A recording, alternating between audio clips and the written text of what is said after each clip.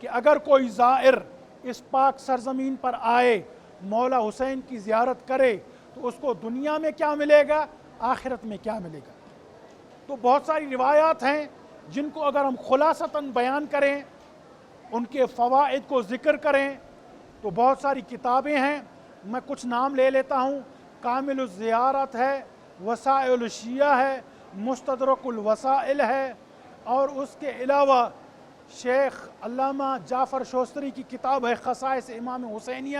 ان سب کتابوں میں اور دوسرے کتابوں میں موجود ہے کہ امام حسین کی اگر کوئی زیارت کرے انسان، تو سب سے پہلا فائدہ اس کو یہ ہے کہ اللہ تبارک و تعالی اس کے گناہ معاف کر دیتا ہے، اس کے رزق میں برکت کر دیتا ہے، دوسرا فائدہ۔ تیسرا فائدہ، اس کی عمر میں اضافہ ہو جاتا ہے۔